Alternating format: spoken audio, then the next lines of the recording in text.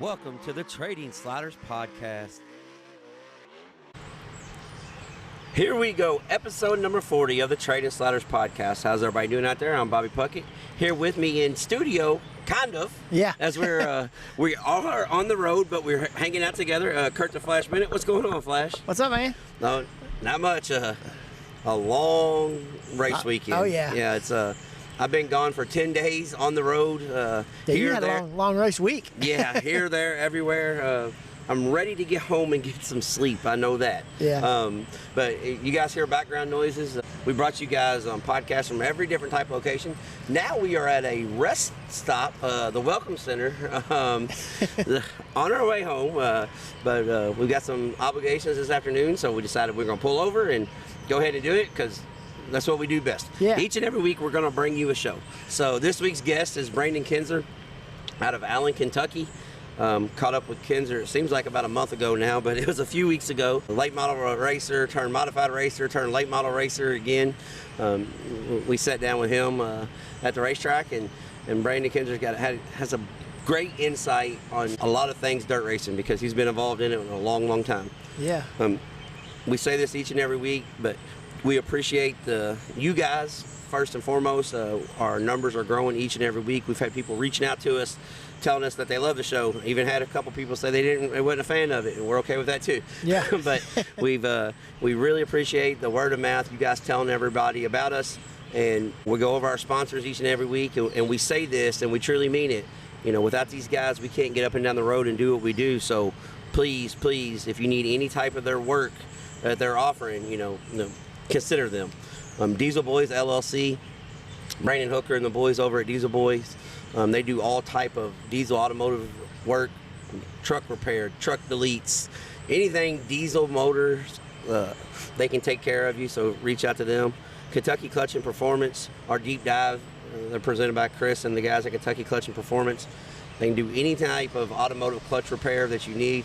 And I'll be honest, I say this all the time, but if you got something that you really, really need, you can bring it this week, but give me a week or so to get caught up. I've been gone for 10 days, so I'm sure my pile's going to be high when I get there.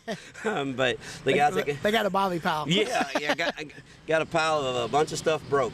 But yeah, if you need anything automotive related, clutch, we got clutches for anything and everything. So if you need a clutch, you reach out to Kentucky Clutch and Performance. Our slider of the week, being brought to you each and every week by our very first sponsor that came on board, Walt at Speed Decals. So if you need any type of vinyl work at all, vinyl car wraps, they do banners, signs, anything you need, reach out to Walt at Speed Decals. Walt's slider of the week had a little elbow grease. Yeah. So we're going to talk about that. So yeah. Walt's slider of the week is probably going to be making his way around because where we were at, it's a little slow. Yeah. Might take a day or two to get it out, but Walt's slider of the week was a very good one. Might take if somebody loaded it yesterday, it might get out tomorrow. Yeah. AM. Yeah. Yeah. Like the second AM after the PM. Right. And Crash of the Week being brought to you each and every week by D.O. Handyman and Remodeling. If you guys need anything in the Louisville, Kentucky area, Southern Indiana, any type of remodeling work around the house, decks, windows, vinyl, fixed doors, anything. It doesn't matter what it is. He can do just about anything. Yeah. David, he's a great sponsor, but not only that, he's a great handyman. He can take care of anything that needs to be done around the house. Give him a call, 812-989-5002. I think I got everything. Yeah. As we're doing this, this one may jump around a little bit because I got some notes jotted down because we're on the road doing this on the fly. Yeah, so I've had a couple other sponsors reach out too, so maybe we might have a few more next week. That's another thing too. I'll just wait on that.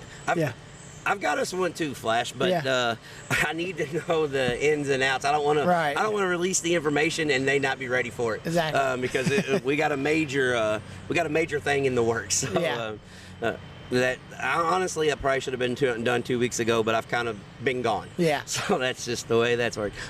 News of the week. We're going to get into the heat is making a lot of us stupid. Yeah. A lot of us. We're going to talk about that. Drivers upset, fans upset. Social media is another thing that can be very positive to our sport. Yeah. In the last 48 to 72 hours, not so much positivity on social media. So we're gonna discuss that, and our weekend race trip is gonna be basically this whole show, because we could have done a documentary on how this weekend went. That might be something that we start as a documentary. Yeah, we might have the documentary of the week, but this weekend race trip, we got disqualifications, controversies, last lap pass for big money, elbows being thrown, punches being thrown, the telephone poles being knocked over. We got all kinds of stuff to discuss. And then mud pits. I mean, it was mud pits. Maybe even a DJ karaoke house party starting at 5:30 a.m. When the races were finished. Yeah, you heard me right. We're going to talk about all that. And back by popular demand this week, we got a racetrack spotlight. This week's racetrack spotlight, we're going to do something a little different, and we're going to. There's some major events coming up in the Midwest area where we're located, so we're going to cover one of those events on this week's racetrack spotlight. Yeah. So all that and much more on this week's Trade Insiders. But we're going to get started off with Jason Fager making big news in a bad way, but kind of a good way. Yeah. I know Jason Fager took a lot of not bad press, so to speak, because he pointed out the guys that's racing the Summer Nationals, they travel overnight. They would like to get into the racetrack early, and they're sitting outside. So he basically called out Tri-City Speedway because they were the first to do it. Yeah. But there's about 4 or 5 other tracks that I know last year at Hobstadt he was really upset over the same thing because Hobstadt don't let you into 4 o'clock. And they start at 6, so they don't care what you did the night before. Right, yeah. They're not letting you into 4 o'clock. So that's what time they open is when they're opening. And I mean, who's to say they're doing it wrong? But I understand what Fager was saying. I really do, because those guys were racing 30 nights in a row. Yeah, we just did 3 nights. We just did 3 and wore out. Yeah, we wasn't racing. No, I think honestly, the way Friday night was, I could have raced and been a lot better off. Yeah. Like if I was racing, it would have been a lot easier than the crap we had to deal with Friday night. But that's near here or there. So, right, yeah. But yes, I understand where he's coming from. He wants to get in early so they can work. But I'm going to give you a caveat to that. Well, first off, Trevor, I don't know if it was Trevor or Gordy Gundigger, went back at him, made a post, said, don't call out my parents. And then Fager comes back and says, I'm not bashing your parents. It's not a bash. It's just, let's work together. So, honestly, I think Fager's he's a good dude. Oh, yeah. Like, Jason Fager is a good dude, and he wants what's better for the sport. And honestly, he lives in Central Illinois, so a lot of these nights he can go back home. Yeah. I think he's more or less doing it for the other racers. Right. Because you got guys been on the road for 30, 40 days already, because they come to Eldora and everything. I mean, they've been on the road, and they need ample time. So. Yeah. So with all that said, excuse me, my voice is shot this week too. Yeah. And we'll get into another reason about that as well. But with all that being said, they go back and forth, and Fager gets back on there and says, I'm not bashing you. It wasn't meant to be a track bashing thing. It was let's make it just an opinion. Let's make this better in the racing community. Yeah. So, and I can understand where he's coming from, especially when it's hot. I mean, you're doing this in the middle of summer, and those guys they travel all night sometimes to get to where they're going, and then they get there and they have to wait 2 or 3 hours to get in, and it's kind of rough on them, I know. But we're going to talk about here in a second part we did, but here's the reason why racetracks don't let you come into the racetrack unsupervised late at night. Oh yeah. Because Wednesday night, Flash and I, everybody knows we were at North Alabama. Oh, and once we get into why we only had 1 race day report, once we get into the story, you'll understand why we only had 1 race day report.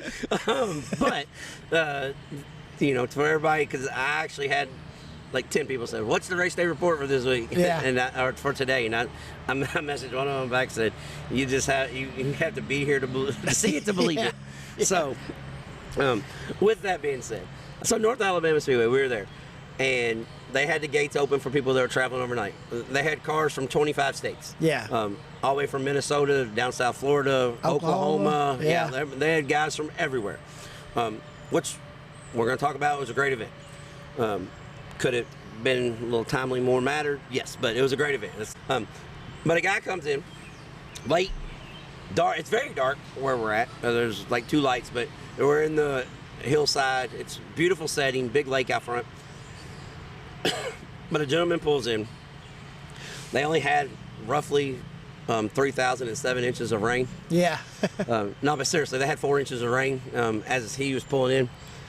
Somehow, he got his toter stuck, hung up, and he got it unhung up. Yeah. But he knocked over a telephone pole that pulled down the power to the whole racetrack. Yeah. That tore off half of the press box building. Yeah. So, when nobody's at the racetrack, it's probably a good idea for them not to let people pull in, especially if guys have never been there before. But on the defense of the track, in Jackson Figure, that's why, guys aren't letting people in. Yeah. And you got to park certain situations, like where we was just at. If somebody would have pulled straight to the back, yeah, they'd be there for 6 months. Yeah, they wouldn't be out yet. As it was, yeah.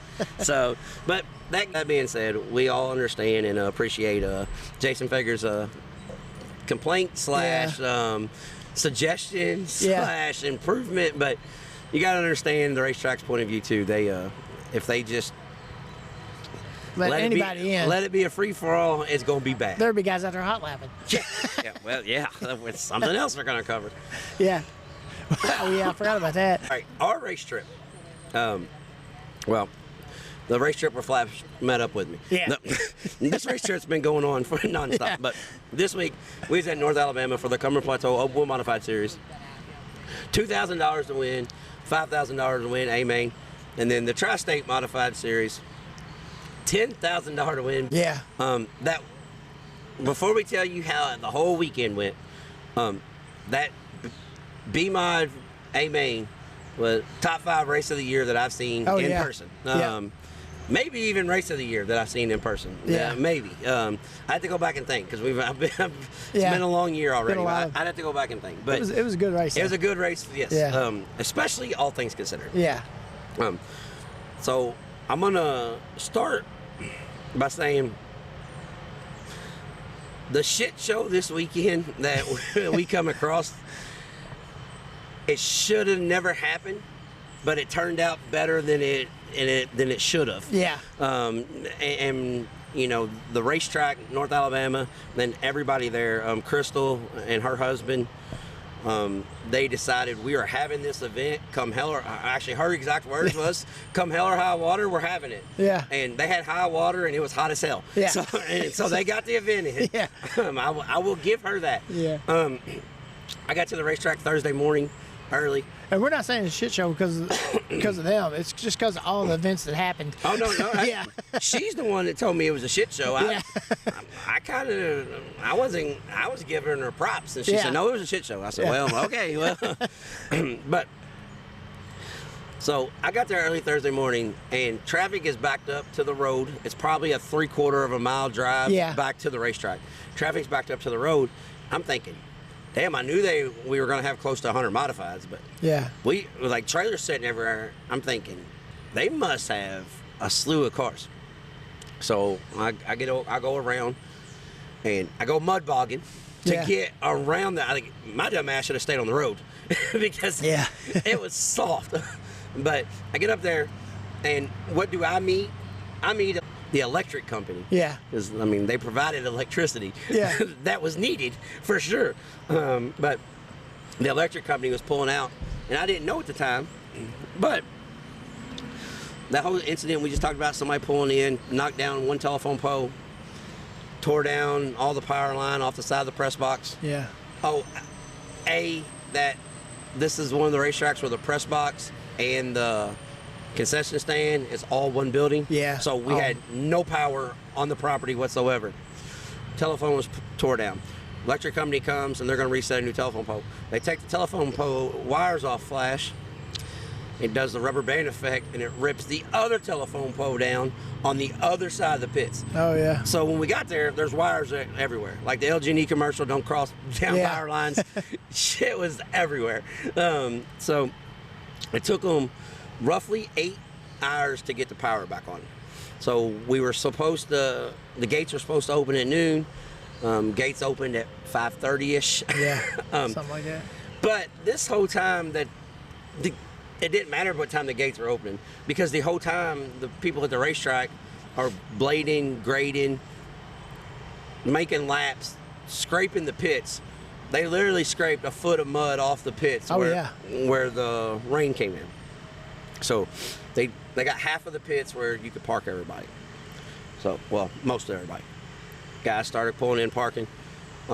We had probably 20 guys that opted. They're just going to pit out in the parking lot because it was soft too, but at least it was grass based. Right. So that they put, which comes into a whole nother deal.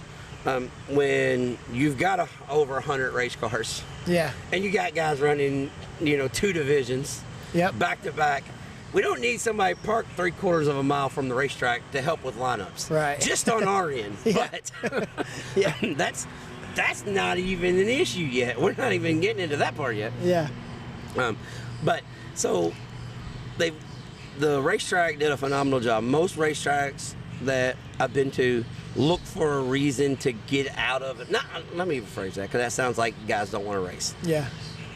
If they're on the verge of losing major money, they look for a reason to cancel, which is understandable because it's a business, and like this here had over $100,000 payout purse for a 2-day event. So I get it. Put it this way: if she would have said, "Hey, we have no power, we got to get a telephone pole set, and we're gonna cancel because the pits looks like a mud bog at the county fair," I'd have been like, that's the right call. because it was an absolute mess when we got there. All that being said, I walked up, looked at the racetrack. The racetrack made the pits look good. Yeah. I mean, the racetrack had ruts and water sitting in it where they turned the track over. Oh, hold on. So when they were turning the track over, I didn't know this until last night. Yeah. The blade busted the hydraulic pump, and that's why that piece of equipment was sitting off the backstretch. Oh, okay. It took them 7 5-gallon buckets to get the damn equipment get the equipment off the track. I did hear her tell you that. Yeah. So even a bigger nightmare on. Yeah. I thought they already had a problem. I didn't even realize they had a problem before the problem. Yeah. So with all that being said, I thought the racetrack did a phenomenal job getting people parked, working with people. We had guys pull in all night, Thursday night, practicing. Yeah. And, they would take a dozer and scrape mud and get the ground drivable and passable so you could pull your toters and your haulers back there. Yeah. So hats off to the crew. And one thing I do want to say about this, there were some drivers that were highly upset with the pit conditions and the racetrack conditions Thursday night. And in the words of the lady that's running the show, we don't have a curfew. We're all here for 3 days. Yep. We're going to make this right. And they made it right. Oh, yeah. They did their part. Yeah. So for the guys that was bitching and complaining, you may not want to just try to do major events. Yeah. you may just want to stay and run at your local track, and when it's bad, you just go home for the night, and it is what it is. Yeah. But this lady, Crystal, no, hold on, let me take this back. Not only Crystal, all the women that work at the racetrack, they had their stuff together. The sisters, Bethany and Brittany, been working there since they were 9. The lady at the pit gate, the lady that's taking care of all the money, they all have their stuff figured out. So they are doing the best they can in their situation. So we get through Thursday night, and crash of the week is we're gonna get to crash of the week is Thursday night. DO Handyman and Remodeling crash of the week. Thursday night, final hot lap session. Scott Lander out of Hattiesburg, Mississippi. Full sail, sends it off into turns 1 and 2. Right rear drops over the bank. It's a lot of wet. Yeah. So he gasses it up, which at the time it happened, I'm thinking that's probably the right decision. Yeah. So because if not, if you get on the brakes, you're going to slide over in the mud. And, right. Probably stuck there for a day. Yeah, because the wrecker was stuck in the mud at the other end. He couldn't even come get you. They were going to have to come get you with the dozer. Because the wrecker had all that mud that we talked about them moving. They moved it right to the front of the tow truck because that seemed like the logical thing to do at the time. So, but with all that being said, he gassed it up, right rear dug in, barrel roll twice, 2 times, boom, boom, back on all 4 wheels. He's a racer, Flash. Yeah. It took him a second to gather his wits, fired the car up, and drove her back to the pits. Roof folded up, decking hanging Yeah, off. the whole right side was Car trashed. hood was gone. The breather cover gone. Couldn't even find it. I Yeah. mean, it was total. So DO Handyman and Remodeling Crash of the Week goes to Scott Lander out of Hattiesburg, Mississippi, and not even that. Hats off to the crew who worked tirelessly all night.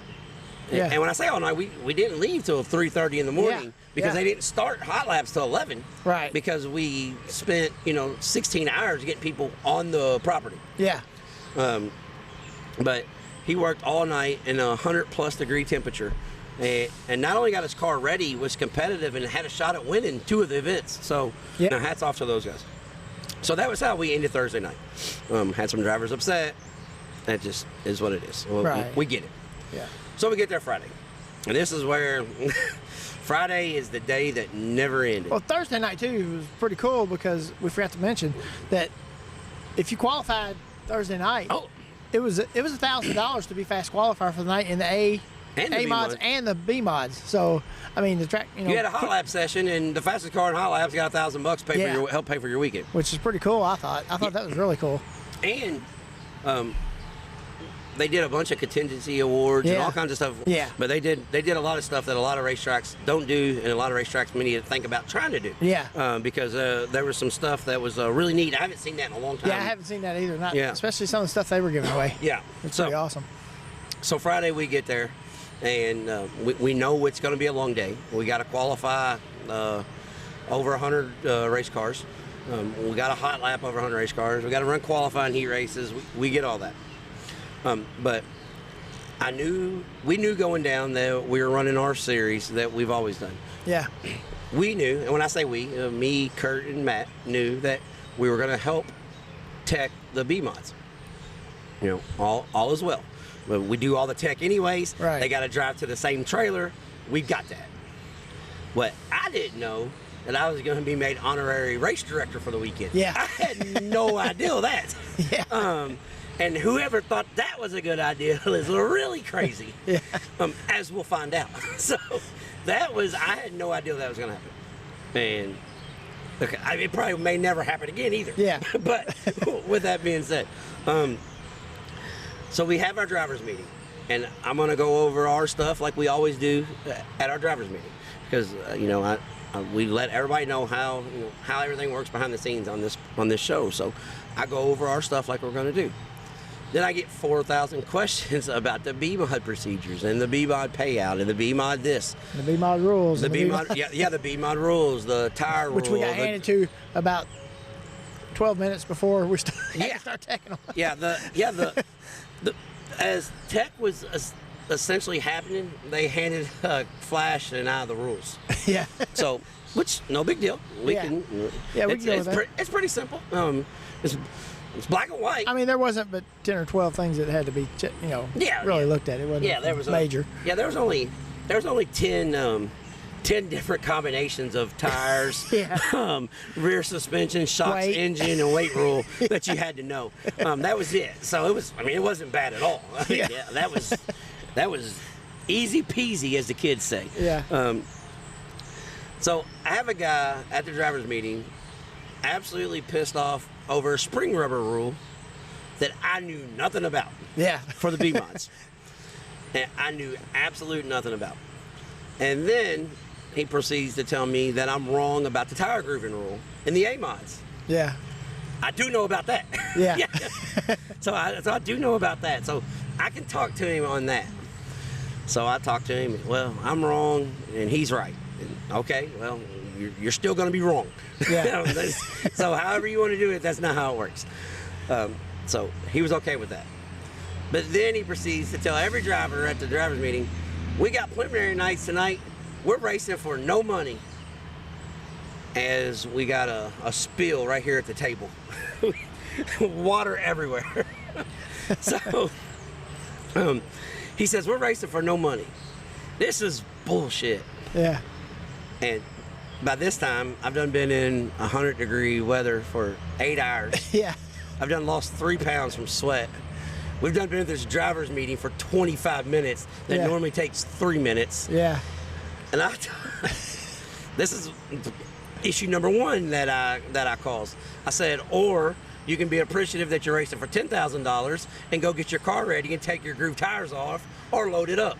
Yeah. Because obviously everybody that listens to me understands that sometimes I just kind of tell it how it is. Yeah. So he went to his car, talked to his car owner. They're going to come get their money back. They're leaving. And then all of a sudden he had a change of heart. He apologized and we're good. Yeah. One thing I can say about Southern hospitality. Yeah. I will say this. They are passionate about their stuff. Oh, yeah. They are very passionate. And when they think they're being wronged, and as the guy told me, you wronged me. Yeah. And you know you wronged me. That's what he told me. I said, I didn't know that I wronged anyone, but I know that you're not going to talk to us like that. Right.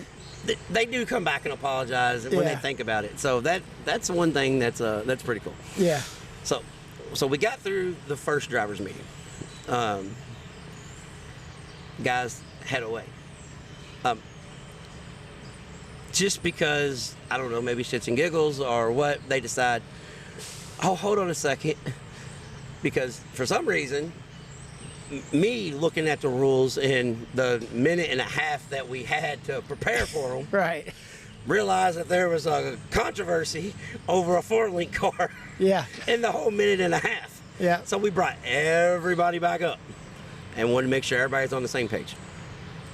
So lucky me that, because if not, and here's the thing, Yeah. if we didn't do that, we really would have been in trouble come Saturday night. Right. Because it would have been an issue. But, Right. So we did that. Everything was good. Now to the fun part. We qualify everything. Oh, no, so we go up to qualify everything.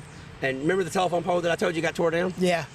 Guess what was tied to that? The internet. Yes, the internet. Yeah. So guess what we don't have? Yeah, I know. Yeah, the internet. Okay, so I'm going to make sure everybody's hanging on here. So we don't have the internet. So And everybody uses my race pass. yes, So, and where we're at, they have to use my race pass. yeah. If not, we would still be there lining cars up for hot laps. Yeah. 48 hours later, because the first day it took us 24 hours to do it. So, Right. But so the poor lady in the press box has got her cell phone. Say, oh, hold on, Flash, how good was your cell phone service this weekend? It's almost non-existent. Okay, I'm just making sure. Mine was. Have you seen Okay. the commercials where the guy's standing on one foot with his Yeah. hand in the air? Yeah, that's kind of what we had to do to get Yeah. cell phone service. Well, mine was okay in one spot. Yeah. She had the same cell phone service as you. Oh, yeah. She had her phone sitting on top of a cooler, hanging out the press box to use for a hotspot for Wi-Fi. Yeah.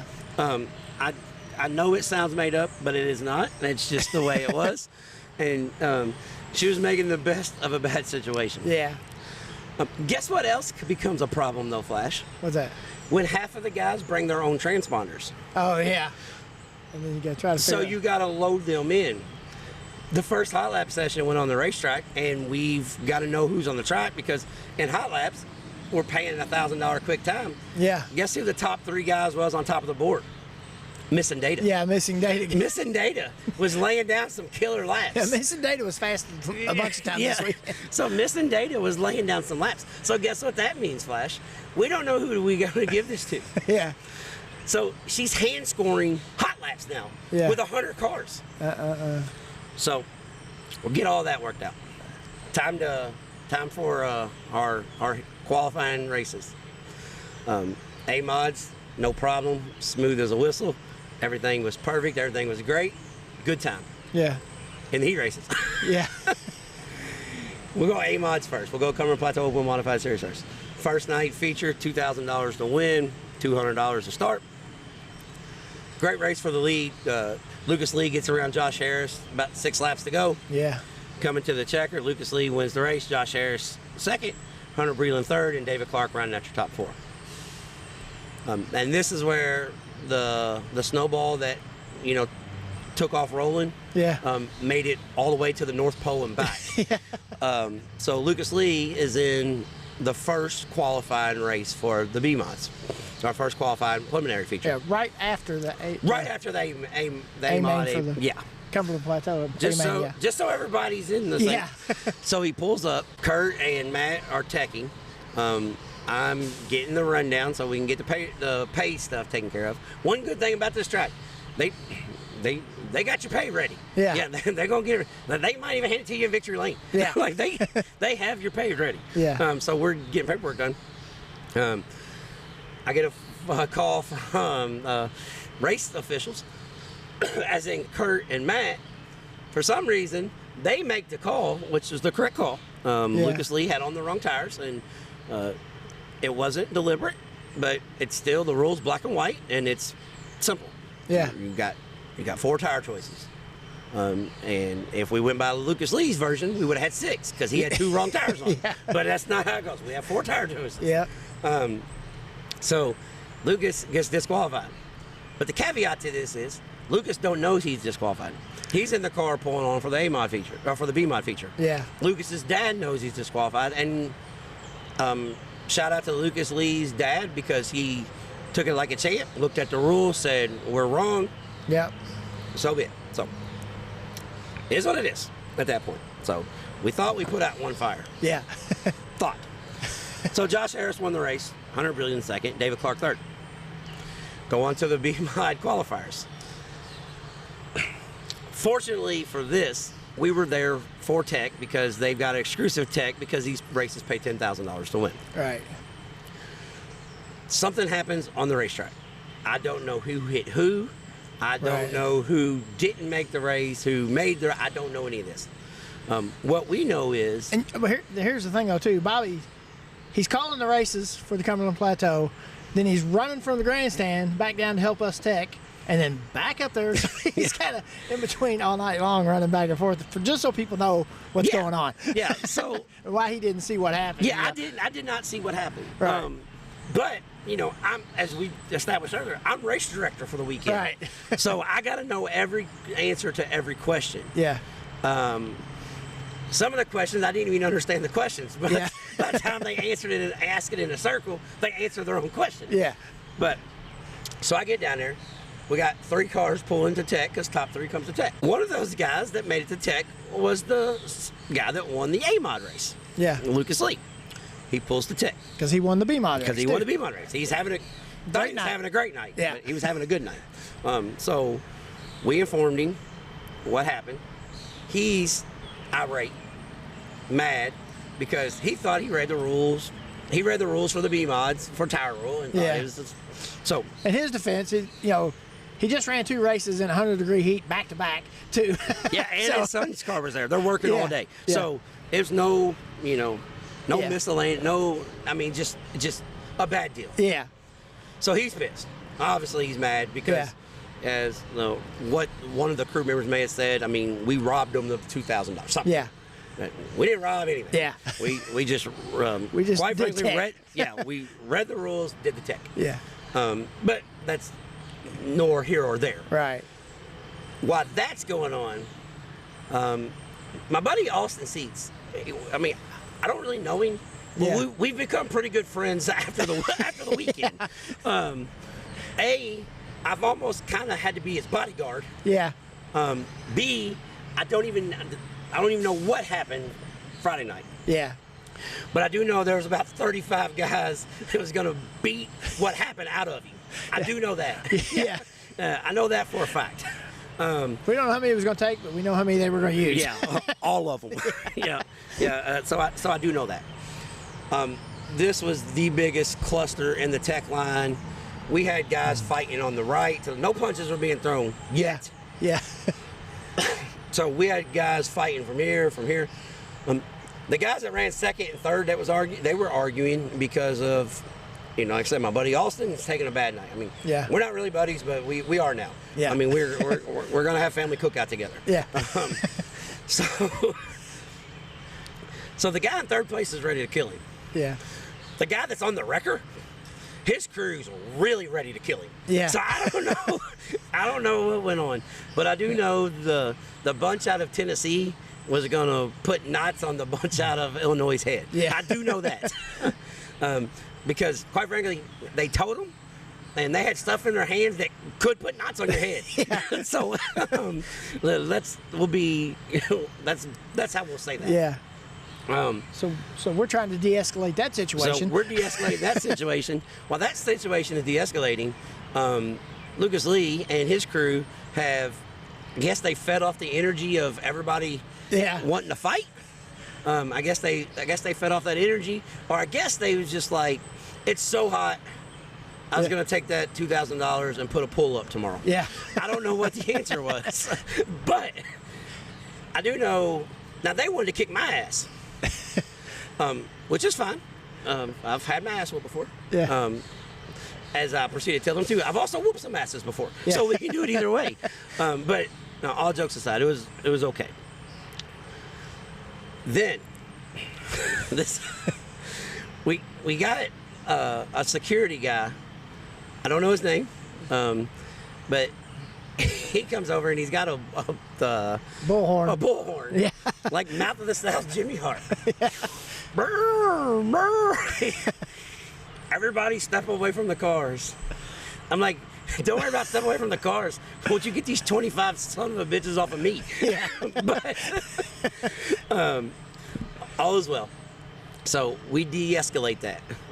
Kind of. Yeah. Kind of. We got it de-escalated. Guys go to their pits.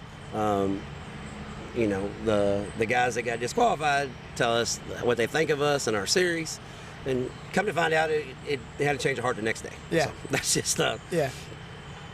And what I will say on Lucas Lee's defense, he came to us Saturday morning, said, hey, here's the mod rules I was looking at. I never even looked where it said B mods. Yeah. Thought it was A mods. I screwed up. Right. Simple enough. It's all over. Yeah.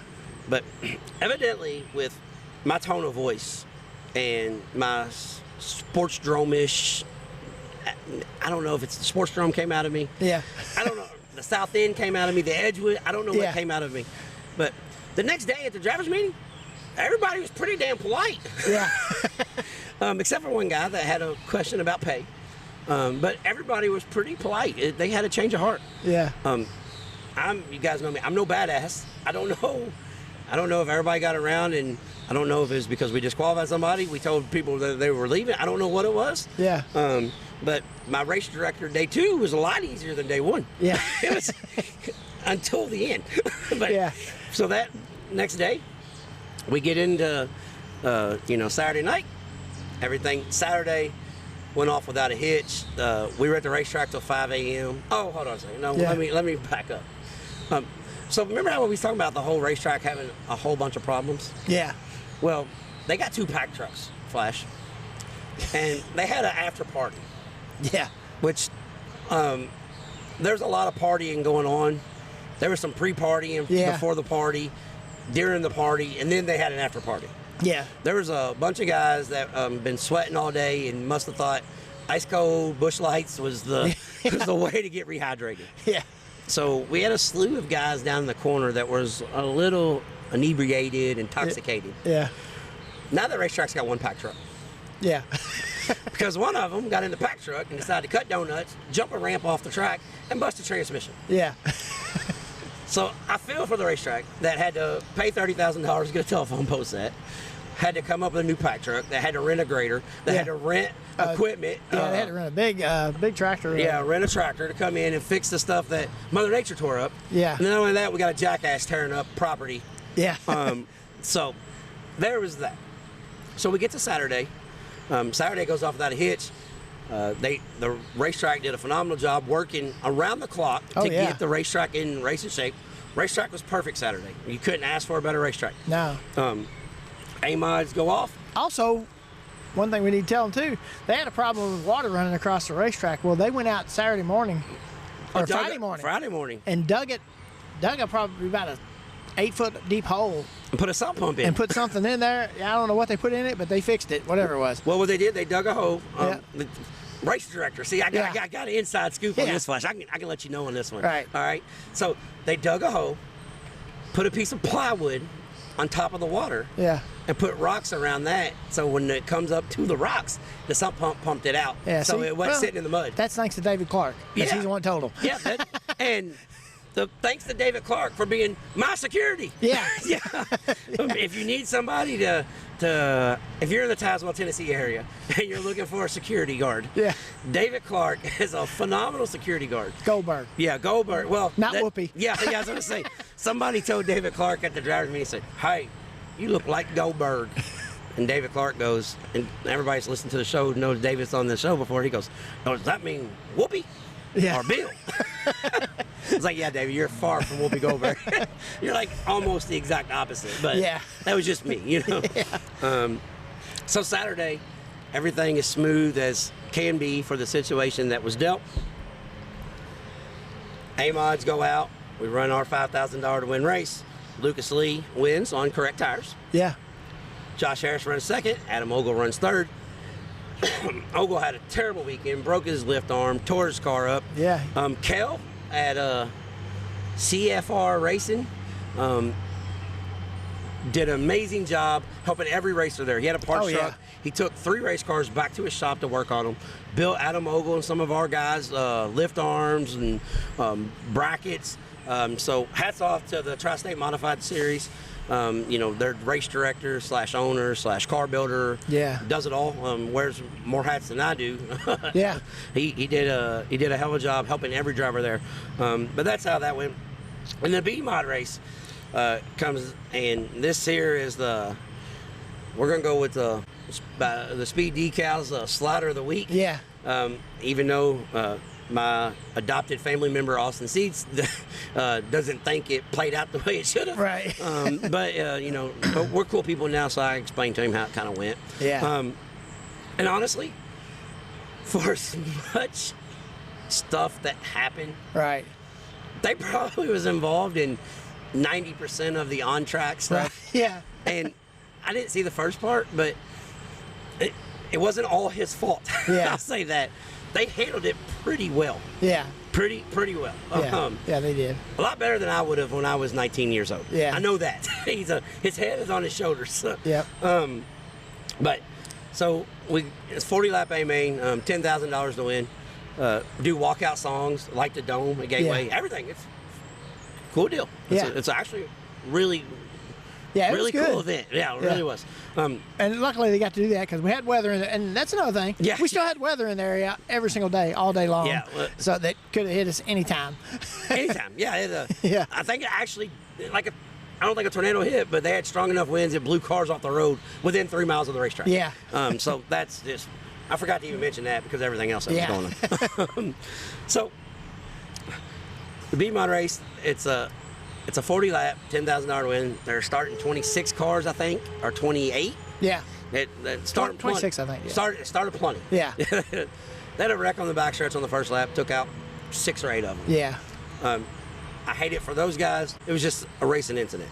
Yeah. Got together, but it cleared up some more room on the racetrack for a phenomenal 40 lap A main. Yeah. I think they ran 35 laps or 32 laps before a caution come out after the initial one. Right. Clayton Miller was taking the lead he fell back to like 6th. Yeah. He was taking the lead when the caution came out from my adopted buddy Austin Seats. Yeah. He was taking the lead from him. So Logan Hickerson led the first 20 laps. Yeah. Ripping the top. Yeah. Just absolutely rip. I mean, just Hail Mary. Yeah. Yeah, win it or wear it type deal.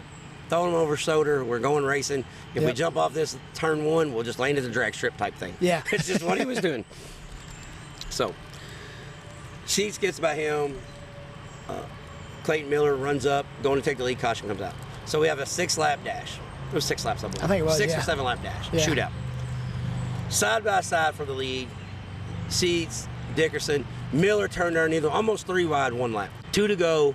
Sheets has about a 5-car length lead. Yeah. He was starting to struggle getting off turn 2. He was kind of sliding across I'm not going to say rubber because it didn't really have rubber. No. But it was crummy at the bottom. Yeah. If you hit the bottom with your left front, you got tight. Yep. Exactly. For the final 2 laps, Sheets decided he was going to make it as interesting as possible and hit the bottom with the left front. Yeah. So Dickerson got a run on him. White flag comes out. They come off 2, and Sheets slides up the track, and Dickerson's got a run and a half on the top side. Yeah. Turns under him going down the back stretch to go throw a slider. They were side by side entering turn 3. They were still side by side in the middle of 3 and 4. Yeah. Except at this time, they're side by side on top of each other, and Dickerson's right rear spring flies up out of the racetrack. Yeah. Because where they hit wheels. They come to the line. Dickerson wins by a half car length. Sheets second. Clayton Miller third. And Sheets runs down the corner, and for everybody that's raced, especially that just lost $10,000. He didn't get slowed down too good. Yeah, especially that just lost $10,000 on the final turn. Yeah. As Dickerson had a right rear spring missing, Sheets' brake pedal pin must have been broke. Yeah. He drove down the corner, tags him, spins him out. So Dickerson almost flips. Yeah, Dickerson almost flips because his right rear spring is laying over you. Is in turn 4. As the record drive told me, I picked this up over yonder. Yeah. It was over yonder. Right. So they come to tech. We do a thorough tech. Got a couple of crew members obviously upset, as you could imagine. Yeah. And now that I'm... And we got everybody in a 100 by 50 foot area. Yeah. About 3,000 people. Yeah, because everybody from the grandstands came down to see what was going to happen. Because they knew from the night before, when they knew what was capable of happening. Yeah. For some reason, I'm not going to say it's me. I'm not going to say it was Matt. I'm not going to say it was Kurt. I'm not going to say it was the racetrack. But everybody had a change of heart after the drivers' meeting and disqualifications and the drivers threatened to get their ass whooped. Yeah. Everybody had a change of heart. They came in, we had some people upset. We sit there, and when the 2 drivers got there, I told them, I said, you guys come here with me. The crews stay with the car. Magically, they listened. Yeah. David Clark went and recruited 3 dudes bigger than him. Yeah. They stood out and kept the naysayers and the other teams out of the tech area. Yeah. The owner, I give Crystal credit. She came right down to the tech with the 2 drivers, and we had a conversation before we even started teching the cars. Yeah. Look, we're going to tech these. Congratulations, Dickerson, on the win. Congratulations, Sheets, on running second. I know you're not real happy about it right now, but if there's any drama, any argument, any bullshit, any punches, you guys are both going home with no money. Yeah. So we're going to send you to your car, you to your car. Your 2 crew members are at your car. You better talk to them. And then when we say go, we're going to take these parts off the car and we're looking at them. Yeah. Everybody's chagrin, it worked. Yeah. I don't know how. Yeah. Because I really thought it was going to be a lot. Yeah. I think with the 67 car being involved the night before and done seeing how things were handled with other guys. Right, yeah. I think he probably thought, let's just, let's just go home with our $5,000. Yeah. And let's just do that. So, yeah. But all things as well. Hats off to the racetrack. Actually, I think they all handled pretty good after that. I was actually pretty impressed the second night. First night, not so much. Yeah. Second night. Yeah. First night was a little rough, but hats off to the racetrack. Everybody in North Alabama. Crystal, her husband. Dustin, Mark, the guys I worked with up in the booth, Brittany, Bethany, Kel, the whole crew, everybody that was there was amazing to work with, especially given the situation that they were handed. They did a hell of a job, and the reason we do part of this though is because a lot of times you just show up at the racetrack, pay your money, get in, watch the race. You don't understand everything that goes into it. You don't understand a tenth of everything that goes into it and what these people go through. Yeah. And like me too, as far as doing tech stuff, it's just crazy how all those years I gave the tech guy hell. Yeah, all those years you was mad. It's not as easy as everybody thinks it is. Huh? It's probably one of the harder jobs there is as far as especially when you got an event that has 13 different rule combination packages. Yeah, that's when you're really trying to run 3 different type cars with different tires and different weights and different everything. But it was fun though. But hats off to everybody. And like I said, it was really it was an enjoyable time. It was a tiring 3 days. Yeah. But it's cool those guys got to make some money. The B, it's hard. It's a big race for B mods. Yeah, in that part of the country, it's a huge race. Yeah, and the B mods and the A mods. It it was a thing that the Cumberland Plateau Oval Modified Series is more than happy to come back and help with. Yeah. Maybe we can be a little more organized going forward, but right. We made it work. Yeah. And we were done by midnight last night on Saturday night, which is amazing considering it was 5 a.m. the night before. So it was, all things considering, it was about as good as it can be. Yeah. So we're gonna get off here and listen to this week's deep dive. It's Allen, Destin, Florida, by the way of Allen, Kentucky's Brandon Kinzer. But we're gonna get off here and listen to deep dive, and come back with the racetrack spotlight and upcoming events for the big holiday weekend. It's time for the Trading Sliders Deep Dives presented by Kentucky Clutch and Performance. Here we go, ladies and gentlemen. On this week's Trading Sliders Deep Dives, we have the Florida native, but always going to be from Allen, Kentucky in my eyes. But I want to say this, and people are going to think I'm kind of being a smartass, but I'm not. But you're the original Brandon Kinzer, because that came from James Essex back in the old Battle of the Bluegrass days. So thank you for coming on. Thank you for having me. I appreciate it. I want to start with back in the Battle of the Bluegrass days, because you were from Eastern Kentucky, and you were one of the first drivers that popped up everywhere in the Southeast. In my mind, I mean, I know there was guys before you, but you'd open up the racing newspaper and he's like, well, damn, he was at Cleveland Speedway last night. And then you open up, he was at Green Valley Speedway, all these tracks that are closed down. But racing out of Eastern Kentucky, you've got to travel everywhere, don't you? Everywhere. I mean, we were lucky enough. When I first started, you had Perry County and Isom. And then the Thunder Ridge thing came. It came about the end of my first season. So, I mean, that place was just so state of the art, and we were lucky enough to be able to do that for several years, and then 201 kind of got going, and William Barker bought it and done a bunch of improvements. Battle Bluegrass came in, and we had a pretty good little 5-6 track region there that was pretty good, but I watched so many guys.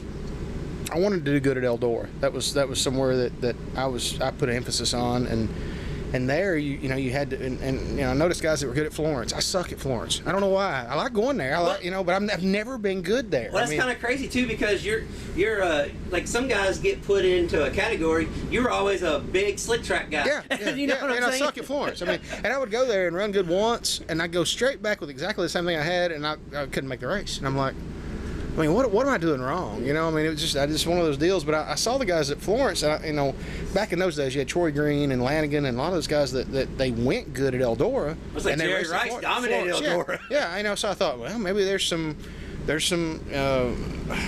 I don't know, some similarities or something about driving off the right front. And I seen in Eastern Kentucky everything was wheel spin, side. When I thought, man, I can't, and I watched a lot of the guys in Eastern Kentucky go up there and struggle because it was so right front, right rear dominant, not so much wheel spin. So I thought, I got to get out there and race in some places that are just different, and try to just build a catalog of stuff to help me, to succeed. Well, it worked out because I was at the Fall Nationals that you won. It was seems like 50 years ago. About 50, yeah. I think it was about 50. Yeah, I was at the Fall and that was, a lot of people don't understand this now because we don't have that event no more. Nope. But I was on record for saying the Fall Nationals was the best event Eldora had. It's my favorite. Event. Because you had 60 late models, 100 modifieds, and you could sit wherever you wanted, and you just raced. Yeah. There was no party. It was all racing. No, it was always in the weather was phenomenal. It was just always in the fall up there, and it was the leaves were, and that part of the world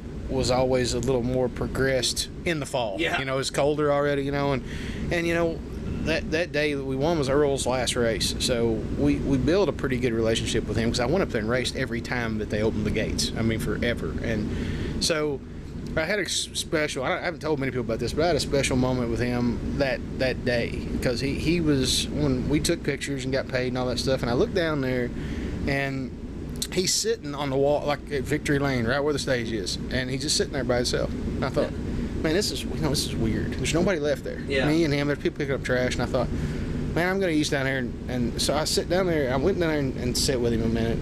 And I said, man, are you okay? And he said, I don't want to leave.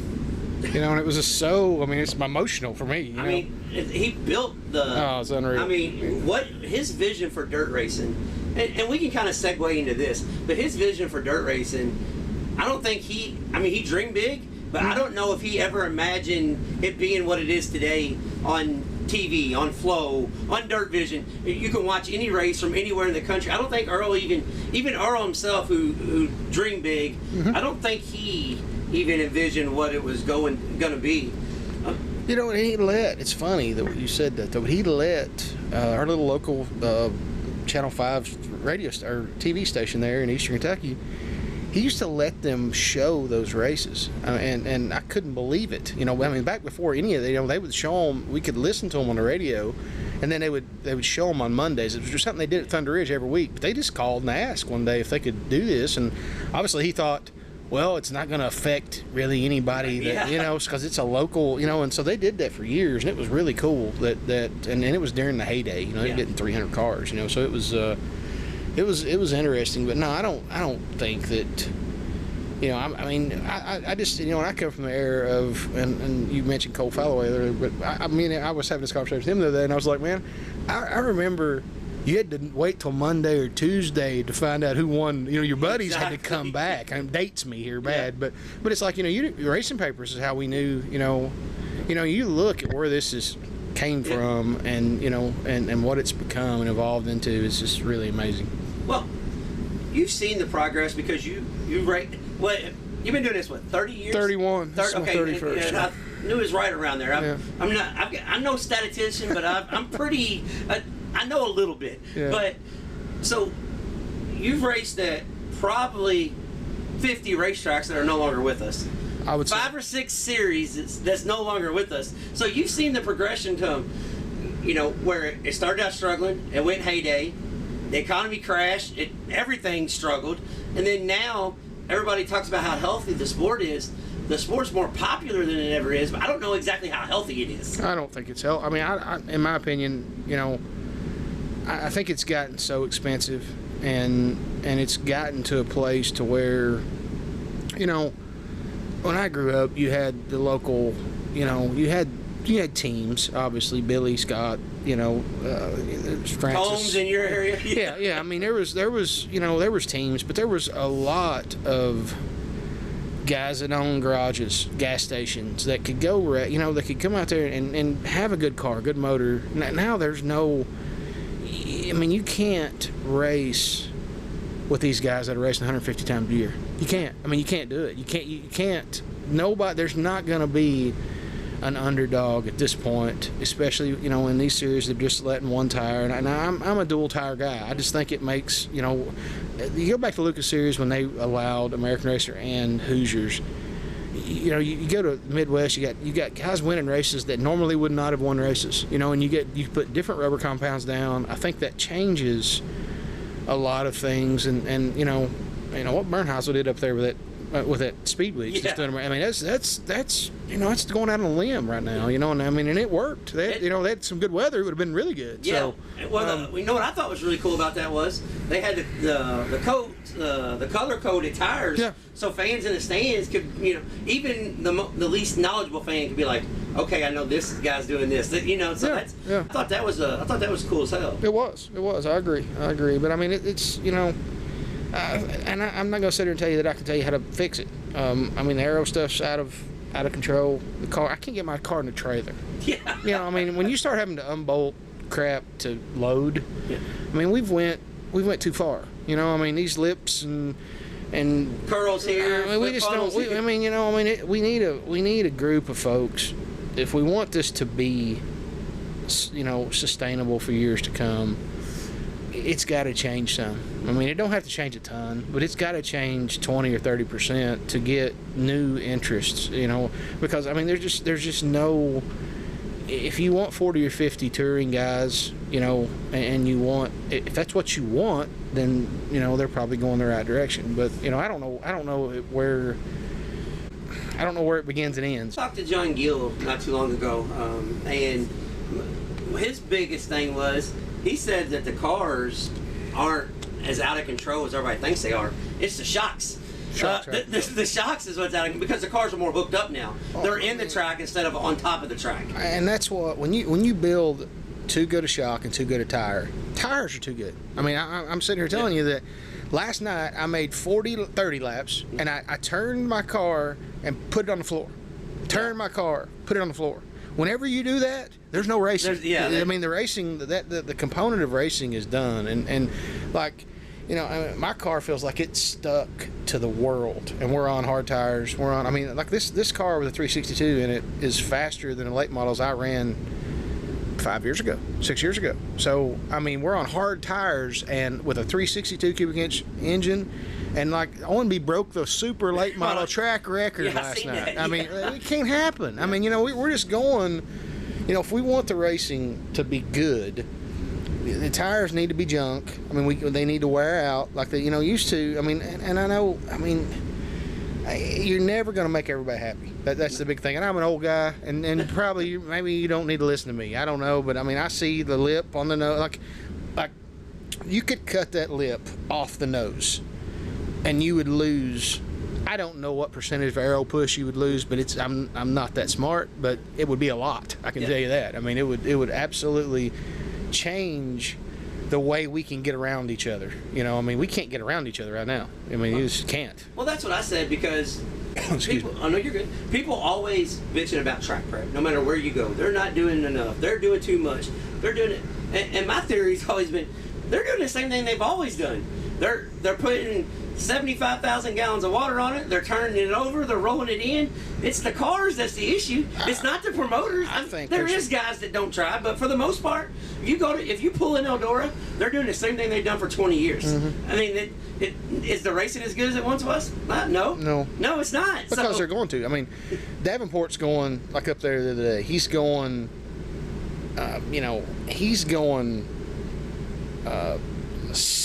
I mean, I don't know how you could say this. We were sitting there looking at these numbers the other day, but they're going faster in the feature, in the slick, than we used to go 5 years ago when it was wet. Yeah. You know, I mean, you can't. And I don't know what he's got going on. He's just superior there. He leaves the corner better than everybody. I don't know why, but he does. They've got something. They've got something figured out. They got something figured out because he's never sideways. No, he never scrubs up in his feet. No, he's really, really good. So his car is just a little better than everybody else's up there.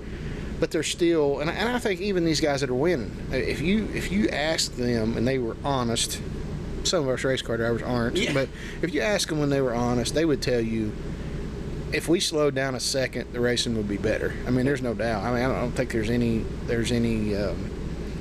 you know, and you look at, you know, the best sort of racing series. I mean, like I'm a fan of racing. Period. I mean, I'll watch as much flat track motorcycle racing, and because that's the best racing. Yeah. I mean, it's the best. Especially, did you see the last year at Chico? Six wide for the win. Yeah, you could not beat that. Yeah. Speaking of being a fan of racing, I love late models. I work for a modified series, and we're going to talk about the modified thing. But you know, I grew up in an era of Thursday Night Thunder, so I love non-wing sprint car racing. And the main reason why I love it is because it's still, in my eyes, the most purest form of racing. Because there's no downforce, there's no tire rule, and the car weighs 1,200 pounds with 900 horsepower, so it's not hooking up. Yep. I mean, I'd love to drive one if it wasn't for dying. I probably it's just, you know, the day. So Joe Gertie, we had a great relationship with him. He built our engines for years, and we went to Lawrenceburg one night, and we were racing non-wing sprints, and all these guys were like sideways, and there was this one dude that was like straight, and he just killed them. And I told Joe, I was like, man, can you get me in? I'd love to drive one of those things, because I think I could really be good in it, because you got to be straight. And he said, yeah, I could get you in one, but I'm not going to. And I said, why? And he said, because I like you. Yeah. It's like, oh, okay, all right. I like to have you around. He said, look, man, he said I'll get you in a wing car, no problem, happy to do it, and feel good about it. But he said, that non-wing stuff is just, he said, you just get, you know, you may not come home. Well, that's, like, I've been to racetracks all around the country. There's been 10 years that I've gone to over 100 races since I quit racing. So, it's amazing. I've seen everything. and I'm still excited when I walk in. But when I walk in a Hopstad on a Sunday night, it's a total different excitement. It is let's go get a cheeseburger, and this is what we're doing. Yeah, that Hellfish, that whole deal has just been that we only went there once. We went there twice. Got rained out the other time, but it was a half-temp race in the late '90s, and it's really, that place is just cool. Yeah, I mean, it's just cool. Yeah, You've been from Louisville, you're close anyway. Oh yeah, no, that's back in the late '90s, early 2000s. They raced every Sunday night. Yeah. Late models, modified, sprint cars. That was the divisions. No, I don't want to say junker. No, but no support. Yeah, no support. That's what you had every Sunday night, and I got spoiled really. I'm just like, you were in an area, man, that was pretty. You were within an hour and a half of a lot of good stuff. So we had Brownstown, which you couldn't. I mean, 60 late models a night. Oh, gosh. on a regular show. What's Mike Jewell and Gil and O'Neill. We had so many of them. I mean, we went up there. We built a car at Masterbuilt. We didn't quite get it done. I went with Keith and Tater up there. Just a regular show. This has been 96, 7-ish. And I mean, like you said, I first time I've been there, and I was like, wow. Yeah. We got 60 guys racing for $1,000. Yeah, $1,500 a week. This is what they're breaking out. We got a C main and a B main, and I'm like, this is awesome. I mean, I just never, me being where I grew up, going to something like that was like, it's like putting a guy on the moon. Yeah, that was crazy. Well, I tell the kids now that run the Cumberland Plateau series, I'm like, you guys don't even understand. You don't understand nothing.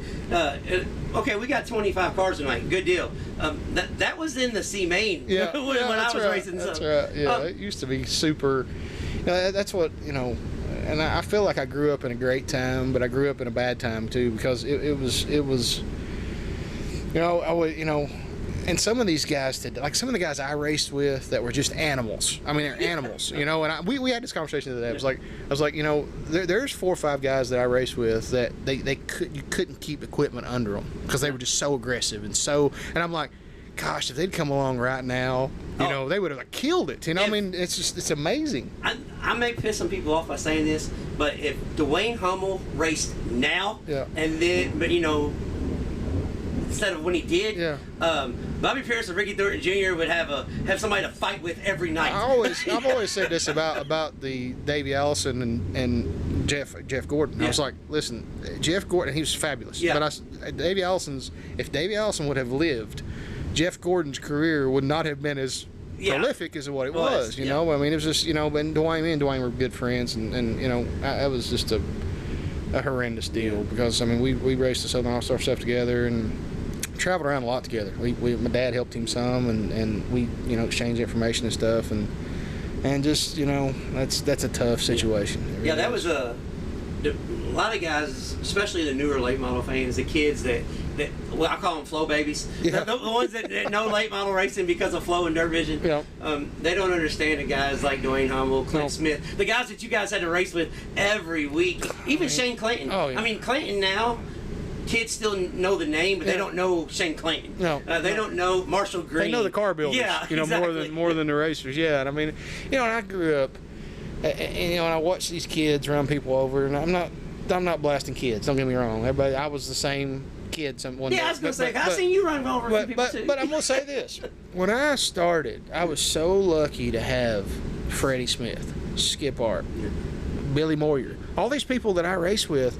When I did something stupid, there was no fighting, no arguing, they'd get me by the arm and go, "Hey, man, you got to calm down, or you got to do this. You can't. We're not. And that's what I tried to do in the modified stuff. When I went back down, and I had back troubles. And I thought, man, I still want to race, and I told my dad, I was like, I think I can help some of these guys just that are really good. I mean, there's some good mod drivers that really need.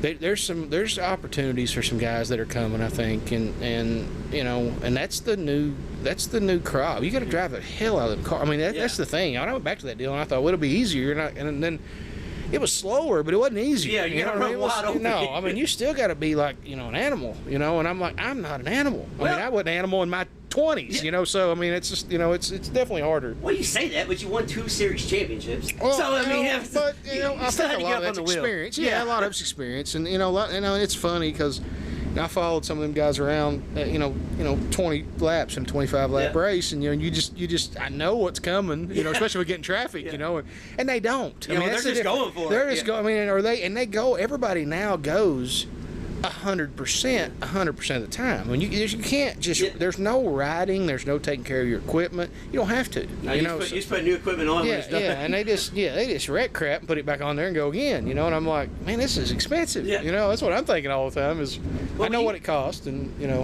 When you said you went up to Masterville, the guy that does the show with me, Kurt Bennett, he actually was the one to put your body on for the PRI show.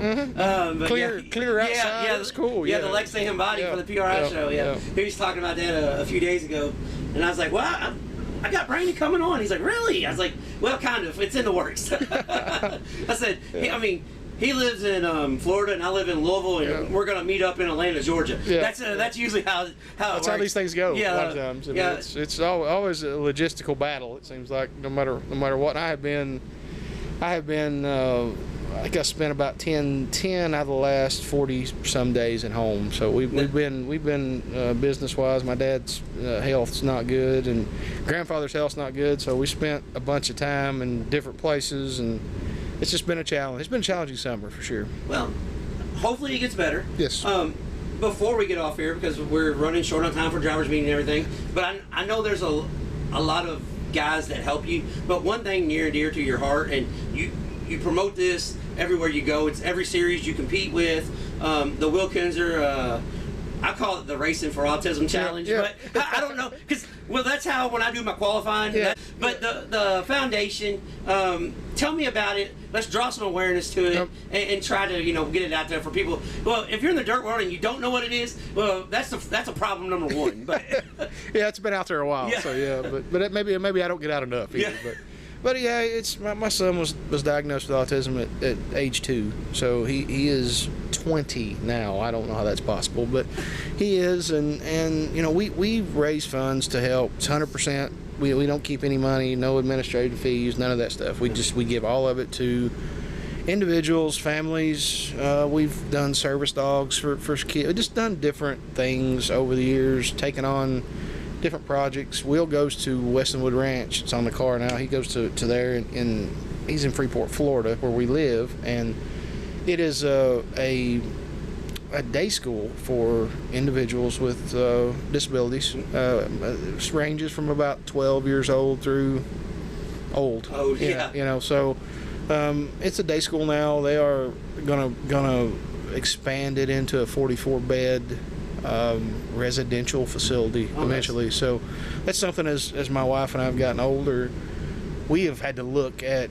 we're not going to be here, you know, so we have two older daughters, and we didn't want to really burden them, which it's not a burden, but I mean, I want to make sure obviously they will look out for him. Yeah. But he needs, they're going to have families and their own situations and kids, and and it's just a situation where we're trying to find the right spot for him, long term. Eventually, when Mariah and I can't care for him. Yeah. So hopefully that's a long time from now. Yeah. But you got to, you still got to plan ahead. Exactly. And these, the hand we were dealt is just a different hand. I mean, it's like, you got to just plan and do things a little different, and that's fine. I mean, it's good, but it's different. Yeah. So I tell people this all the time, and any type thing, like my dad's got a major diabetic problem, and it's not the end of the world. Sometimes people think it is, and if you're weak-minded, or if you're not a go-getter, it could be the end of your world. But no matter what you're dealt in life, it's not the end of the world. We were put here to make things work. So there's always a positive that comes out of a negative. Absolutely. So that's something that I know you guys are trying to stress out and get the word out there, because we travel up and down the road. We go to races. We're fortunate enough. You're fortunate enough. You get to fly in and meet up with the crew and get back on the road.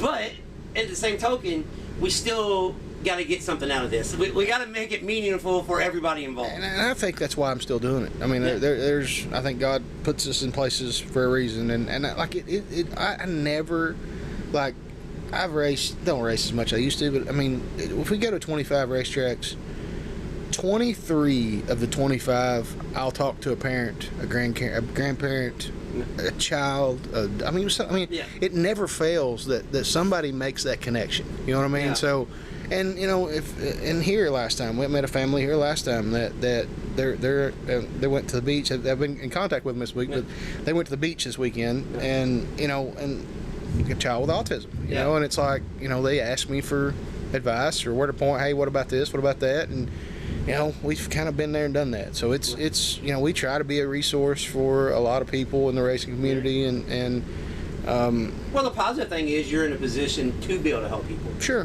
There's a lot of people that want to help that quite frankly aren't in the position to help. Yeah. So it's a good thing what you guys are doing. It's positive. It's positive for our sport. Our sport needs positivity, sure, because there's plenty of people that go the other way with it. Sure, that's for damn sure. Yeah, absolutely. And we appreciate it on the series that I work with. You know, we try to just a little inside baseball. I let people kind of know how the series and stuff work. A couple weeks ago, we didn't have a sponsor for the feature, so it was a Will Kinzer Foundation 30 lapper.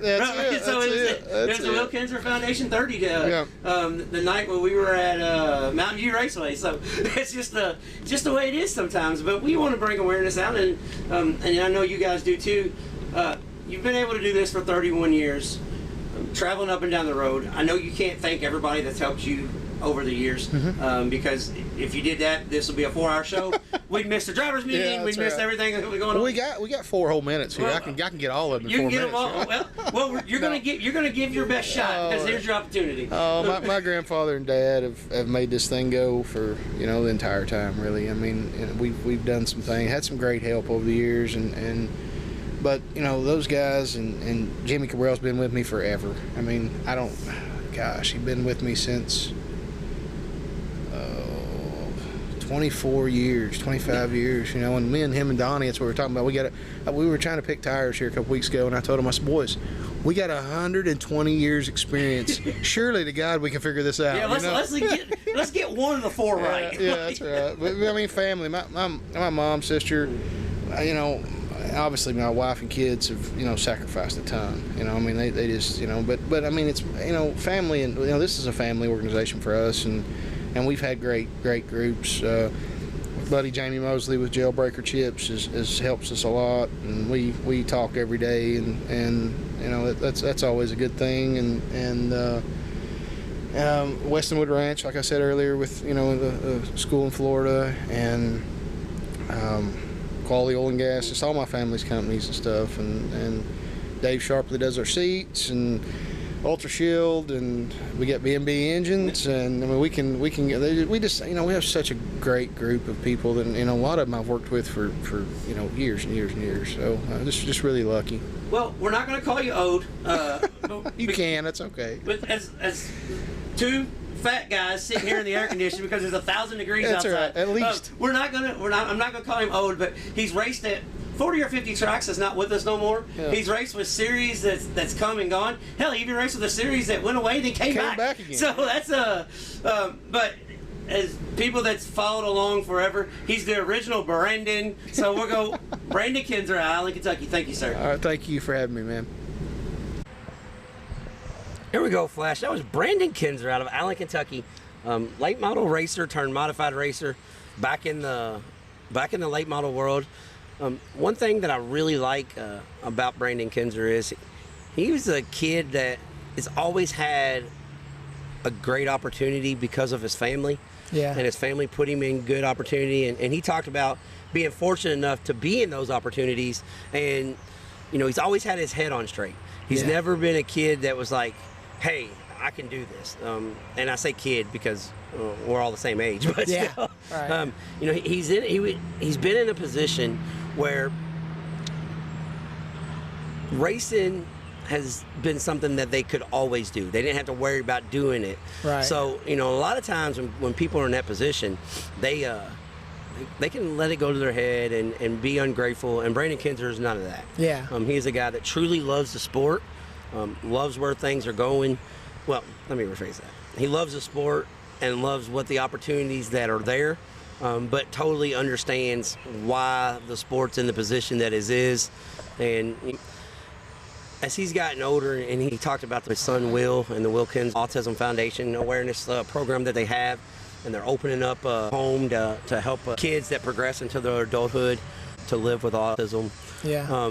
That's something that him and his wife have taken a big credit to, and they Brandon Kinzer is I think he could be someone that could help the racing community even more than what he realizes, or that he maybe even want to. Right. Just because he's been on both sides of it. He's got a successful business. He was taking work phone calls while we were doing the interview. I mean, he's working around the clock. Right, yeah. But he understands what it takes to race and how it is to race. You know, I think Brandon Kinzer could be a guy that could run a series, be a race director, if that was something he wanted to do. We didn't even talk about that. Yeah. You know, if that was something that he wanted to do, but he is a guy. They did on a racetrack for a while, didn't they? Yes, Cumberland, Virginia. Yeah. Yeah. They. It was asphalt track. It was asphalt track. Yeah. Yes, and his dad has helped out with plenty of racetracks. Yeah. Across the country, but I think Brandon he's at a place right now in his life. Just by talking to him, he's at a place where he still enjoys racing, but it's so much travel that when he goes and races, he's not going to go chase a bunch of stuff. If something gets rained out, it just gets rained out. I mean, but you know, he's got to fly to most races, right? Because of his work schedule. So, you know, he flies from Florida to Kentucky, or sometimes Tennessee, Atlanta, and they meet him, pick him up at, you know, he's got to get a rental or something. It's a lot of work for him to just get to to get to the point. So but fascinating interview, and you know, we appreciate Brandon Kinzer for coming on and you know, being so candid about you know, the situation that he's in, the situation that he was dealt, and how, you know, he is a guy that as we did the interview, we could sit there and talk about racing forever. I mean, he told us a story about, you know, he was the last person, you know, he won the Fall Nationals, the last event at Eldora that Earl had before they got rid of it. Yeah. And Earl sitting on the victory lane stage, and Brandon and them loaded their cars up, and everybody's leaving, and Earl's still sitting there. And you know, he told a story. He said he's never told anybody this.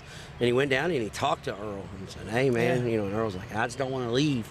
I mean, and you know, because Brandon supported Eldora every regular show and everything, even when he's running touring series. Right. And then, you know, so just stuff like that you don't get from a lot of the young kids now, because they don't know, they don't understand, and they don't know. I mean, and talked about racing on the road with Dwayne Hummel, and you know, and how that affected his career going forwards when Hummel got hurt. So there's a lot of good stuff in there. A lot of people think he's just a rich kid that, you know, gets to do this, but I was fortunate enough when I worked at Masterbuilt, we built a car for him to put in the PRI show in Indianapolis, and him and his dad stayed there and worked on that car with us every single day. I mean, we worked out for like 7 days straight just to get it ready for I mean, we polished everything on it. It was a good looking car when we got done. And those guys, they're just hard workers, man. I mean, when it comes to racing, they're really passionate about it too. Yeah, that's so thank you to Brandon Kinzer and the Will Kinzer Racing for Autism Awareness. You know, I know he helps out a bunch of touring series. He helps us out, and it's a nonprofit organization. And when I say he helps us out, he sponsors our touring series not out of the foundation, out of his own pocket to raise awareness for the foundation. Right. I mean, they don't take no administrative fees or nothing. It's a total nonprofit, and you know, it goes in and it helps families from all around the country. He said, you know, just last year when he was at Sonoya, someone came up and they've been in touch, and they brought him to Florida on vacation. And I mean, it's all kinds of neat stuff that they're doing, and you know, guys like that need to be commended. You know, because you know, we have fun on this podcast, but you know, ultimately it's about helping people and bringing a light back. And just like our story we just told at North Alabama, we want everybody to understand, you know, how this works and why we all do it. So so thank you to Brandon for coming on with us. So this week's upcoming events, we're going to start off with the Racetrack Spotlight. The Racetrack Spotlight this week is the Atomic Raceway. the old KC Raceway, the Atomic Speedway in Chillicothe, Ohio, and that's where the Lucas Oil Late Model Dirt Series will be Friday night for $25,000 to win. Yeah. Lucas Oil Late Model Dirt Series. Atomic Speedway is a place where Flash and I've been to multiple times. It's talking about beautiful scenery. Yeah. I mean, it is in the it's in the Ohio Valley region, but it kind of looks like it's closer to the Appalachian Mountains. I mean, you got mountains all around you. Beautiful shrubbery, scenery, trees everywhere. It's beautiful. One thing about that place, though, it is hot. Yeah. There's no breeze at Atomic. Yeah, it's kind of in a valley, and you're kind of stuck down there. Yeah, it is hot. So if you're going this week, stay hydrated. Take care of yourself because it is a scorcher there. Yeah. But the racetrack has got nice bleachers. I think it's another place too. Last time I was there, I'm pretty sure it's got air-conditioned bathrooms as well. Oh, yeah. It's one of the few dirt tracks that if you get one too many cheeseburgers, it's not going to kill you. Yeah. You got air conditioning. But the bleachers go around turns 3 and 4. There'll be no sprint cars there this week, so if you want to set over there, over there. You'll probably be fine to turn 3 and 4 there. Yeah, but it is one of the few racetracks that runs late models, open wheel modifieds, and 410 wing sprint cars on a weekly show. Yeah. So if you're in the area, it's about an hour outside of Cincinnati. It's not too far of a drive. It's all pretty up the river. So I think the tracks that do that's really cool too, man. You get to see, you get to see all different variety. Yeah. So, but that's this week's racetrack spotlight. Excuse me. Friday and Saturday, Lucas Oil's at Atomic. Friday and then Saturday they're at Muskingum County, up there at the hometown of our man, Devin Moran, that just took this week's Hunt the Front win. So congratulations on that. But Devin Moran's granddaddy's home track, Muskingum County Raceway. Yeah. That's where they'll be at Saturday. Tuesday and Wednesday this week, I'm going to try to make my way up to one, if not both. But USAC National Midgets are at the Indianapolis Motor Speedway for the BC 39. Not only that, they're running junior sprints. Let's see. Hey, Flash, I think Pat Sullivan may put some word out for us. And I think Pat Sullivan is trying to get a micro sprint race there. Yeah. And I know there's other people involved. Keith Coons for one. Yeah. But we're the first people on record to say that. Yeah. Let's go there. Let's say that. But BC 39 at the Indianapolis Motor Speedway. Yeah. Tuesday and Wednesday. Summer Nationals going on all week long. Thursday, Kokomo has the Sprint Car Spectacular. So if you're in the Indianapolis area, you got Tuesday, Wednesday, USAC Midgets at Speedway. Thursday, you got Kokomo Sprint Car Sprintacular. And then Friday, Saturday, you got USAC National Sprint Cars at Lincoln Park Speedway. So it's all sprint cars, all midgets, all open wheel, within an hour of Indianapolis all week. Yeah. So if you're in the Indianapolis area and you want to see some amazing racing at some badass racetracks, you have that. Also Friday, you got Bloomington Speedway that has UMP Dirt Car Modifieds, and they've got a big, I think it's a $3,000 or $5,000 to win IMC, a Race Saver Sprint National deal. Oh, yeah. So you got wing sprint cars down at Bloomington Speedway on Friday as well. I think the MMSA mini sprints are on the docket with them too. So all that, plus Saturday at Tri-State Speedway at Hopstad, Indiana, the UMP Dirt Car Summer Nationals are making their one and only stop. Yep. One and only late model stop at Hopstad this Saturday.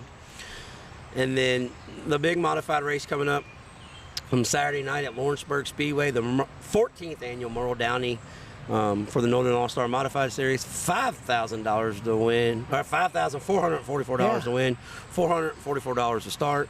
And speaking of the Northern All-Star Modifieds, congratulations on Cole Followay for taking back-to-back wins this week. Swept the weekend. Yeah, swept the weekend for the Northern All-Star Mods. Another one of our guys. Another guy come on the show. So that's just the. But besides that's it for this week. We are hanging out at a rest area. Gonna get on the road. But again, thank you to the people at North Alabama Speedway. Yeah. And if you've listened this far, Sadie, thank you. The little girl that was selling the lemonade, that was hanging out in the press box with me, telling me how to do my job, helping me do my job.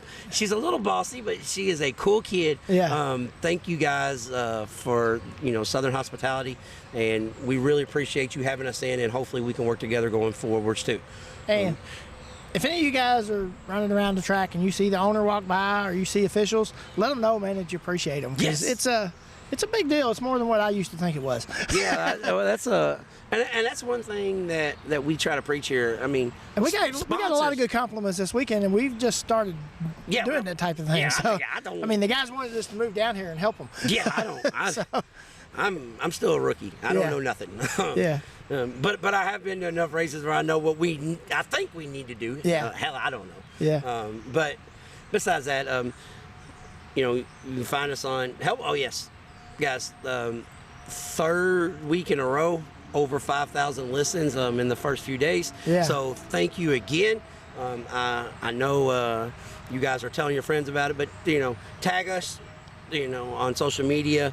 Reach out to us if you got questions or anything. Yeah. If you can like and subscribe, that helps too. Yes. Because we really don't get many people that actually subscribe. So I don't understand why. We got people listening. It doesn't cost anything. Yeah. Well, I tell you what it is, Flash. Yeah.